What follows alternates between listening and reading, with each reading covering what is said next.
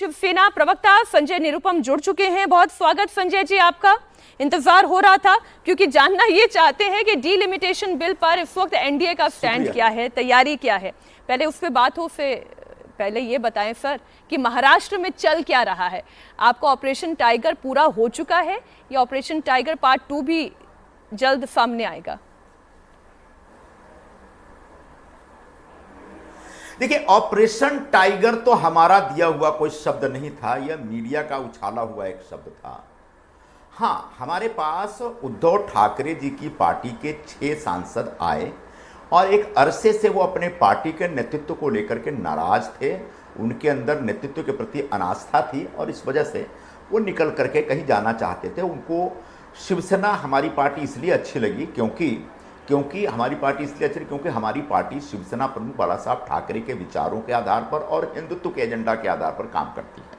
जबकि उबाठा वाले यानी उद्धव ठाकरे जी की जो पार्टी है उन्होंने बाला साहब के विचारों को छोड़ दिया है हमेशा हमेशा के लिए और हिंदुत्व को तिलांजलि दे दी और कांग्रेस के साथ हाथ मिला लिया, जिसके खिलाफ हमेशा बाला साहब थे। इसलिए सभी सांसद हमारे पास आ गए।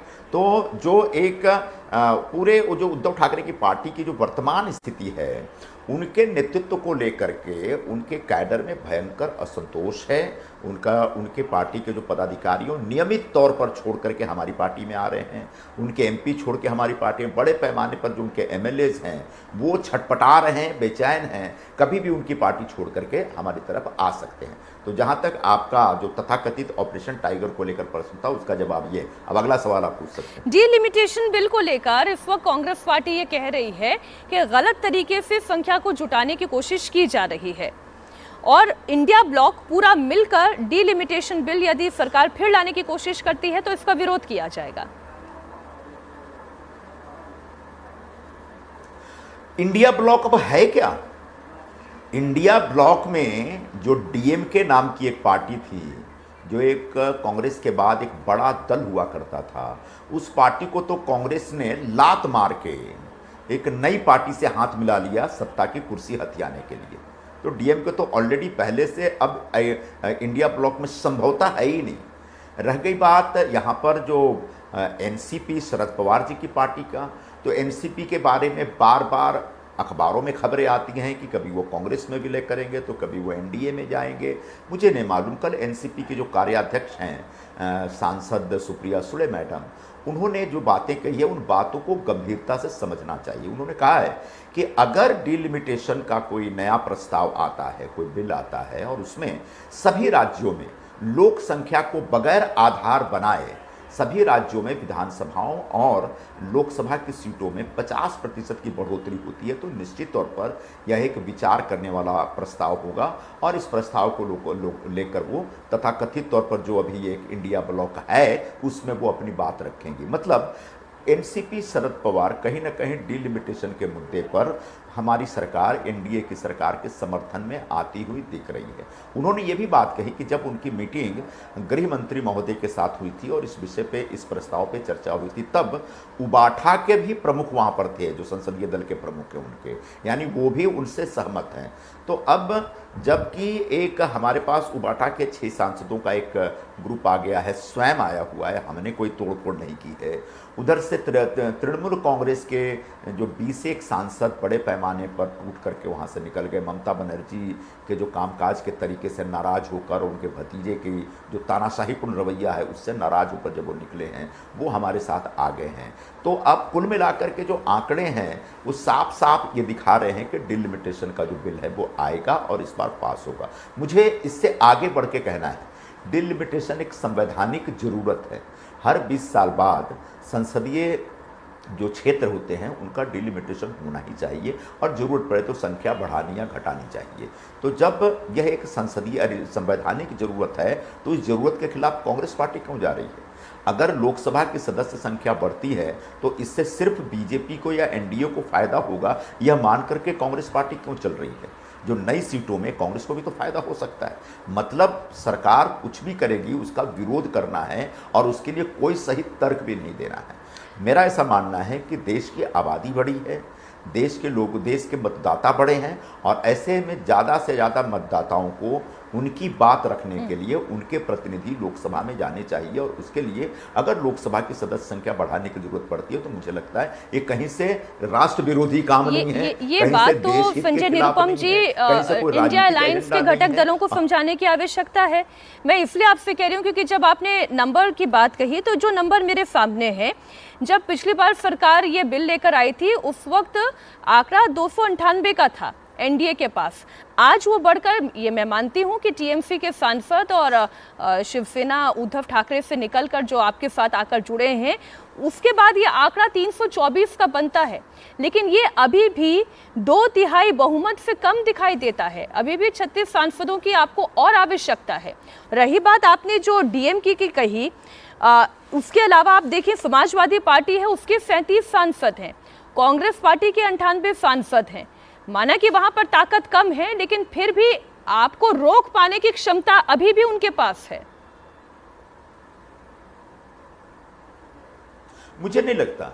मेरा ये विश्वास है, और बल्कि मैं कह सकता हूं मेरा एक आत्मविश्वास है कि अगली बार जब सरकार डिलिमिटेशन विधेयक लेकर के आएगी, जिसके तहत महिला आरक्षण विधेयक भी उसका एक हिस्सा होगा, और जब ये संवैधानिक संशोधन विधेयक जब लोकसभा में आएगा तो निश्चित तौर पर सरकार का होमवर्क इतना तगड़ा होगा, इतना मजबूत होगा कि उसके आधार पर 2/3 बहुमत मिलना बहुत मुश्किल काम नहीं रह जाएगा। आप जैसे डीएमके है, डीएमके तो मुझे लगता है कि डीएमके इधर आ जाएगा। दूसरे जो छोटी छोटी बहुत सारी पार्टियां, क्योंकि इसमें कहीं से कुछ गलत नहीं है ना। डिलिमिटेशन एक संवैधानिक प्रक्रिया का हिस्सा है।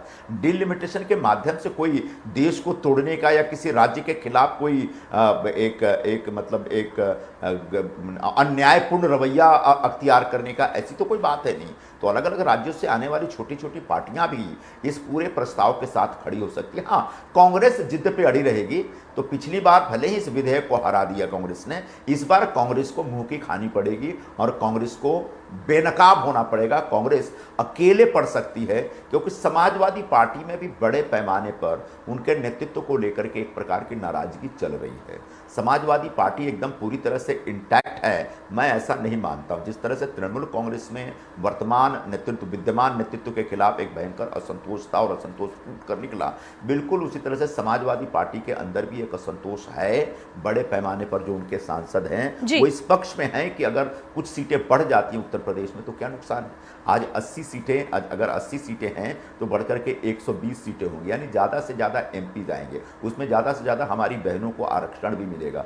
तो महिला आरक्षण का भी जो उद्देश्य है वो पूरा होता है। नहीं, वो बात ठीक है, लेकिन मुझे ध्यान है कि पिछली बार अखिलेश यादव ने जब इस बिल का विरोध किया था संजय जी, तो उन्होंने ये कहा था कि अगर आप वाकई में लाना चाहते हैं तो पहले आप जनसंख्या गणना करवाइए, और उसमें फिर आप ओबीसी की जब गणना कराते हैं उसमें 27% उनके लिए रिजर्वेशन का प्रावधान रखें, तब जाकर वो समर्थन करने के लिए तैयार हैं।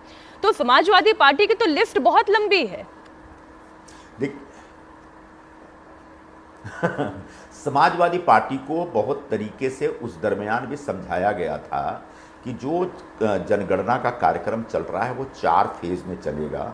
पहला फेज जो एक इन्यूमरेशन का काम चल रहा है, जो हाउस इन्यूमरेशन हो रहा है, उसके बाद फिर सेंसस का दूसरा स्टेज आएगा, तीसरा स्टेज, कहीं जाके आखिर में ओबीसी जनगणना भी होगी, अवश्य होगी। इसके लिए सरकार वचनबद्ध है।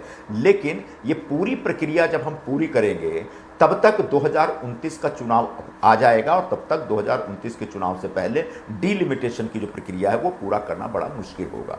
वह एक संवैधानिक जो हमारी जो बाध्यता है, उस बाध्यता के खिलाफ एक कदम हो सकता है। तो इसलिए जो सेंसस है वो अपने ढंग से चलने दीजिए, और सेंसस से पहले डिलिमिटेशन का काम और महिला आरक्षण का काम पूरा होने दीजिए। तो मुझे लगता है बताया गया था। लेकिन चूंकि उनको एक पीडीए की राजनीति करनी है, चूंकि उनको एक जातिगत आधार पर लोगों को मोबिलाइज करना, लोगों की भावनाएं भड़का करके अपने वोट जुटाने हैं, इसलिए वो संवैधानिक आग्रहों से ऊपर उठ करके संवैधानिक आग्रहों के खिलाफ जा करके इस प्रकार की हरकतें करते हैं, इस प्रकार की बातें करते हैं। इसीलिए पूरा का पूरा जो विपक्ष है वो लगातार सिमटता चला जा रहा है। इसलिए पूरे के पूरे विपक्ष को इस देश की जनता, और बल्कि मैं कह सकता हूँ नई पीढ़ी भी रिजेक्ट करती जा रही रही है। तो इस देश के विपक्ष को नई, जो पूरे देश में जो एक नई सोच रखने वाले लोग और सही सोच रखने वाले लोग, आज याद रखिएगा डिजिटल एज है। आज डिजिटल एज में जितने बच्चे हैं जिनको आपको लगता है कि बहुत पढ़े लिखे नहीं है या बहुत जानकार नहीं है या समझदार नहीं है, उनके पास भी रोज तरह तरह की इंफॉर्मेशन व्हाट्सएप के माध्यम से, उनके मोबाइल पर अलग अलग इंस्टा के माध्यम से, पता नहीं कल कितने सोशल मीडिया के माध्यम से। ये बात ठीक है कि आज की जनता जो है वो पहले से ज्यादा अवेयर है, पहले से ज्यादा इन्फॉर्म्ड है, इसमें कोई दो राय नहीं संजय जी। लेकिन आप महाराष्ट्र की राजनीति की नब्ज समझते हैं, तो एक जानकारी तो हम आपसे ये चाहते हैं कि इस वक्त एनसीपी शरद पवार गुट और एनसीपी अजीत पवार गुट के बीच में क्या चल रहा है? क्या कोई संभावना दिखाई दे रही है कि आने वाले समय में ये दोनों पार्टी विलय कर जाए?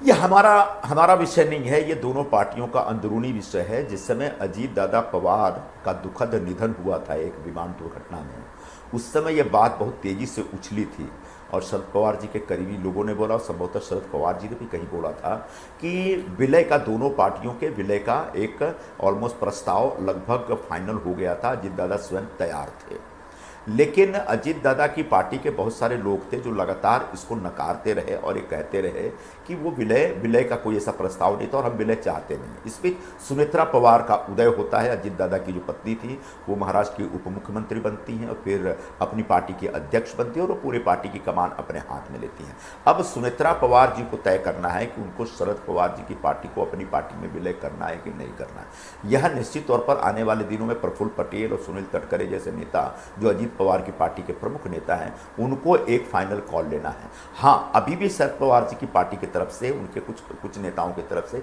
इस प्रकार की बातें आती रहती हैं कि विलय का फैसला हो गया था, लेकिन विलय अब उसके कोई, अजीत दादा के पहले का सीन और उसके बाद का सीन तो अलग अलग दृश्य हैं, तो अब उसके बाद विलय होगा कि नहीं होगा मुझे नहीं मालूम है।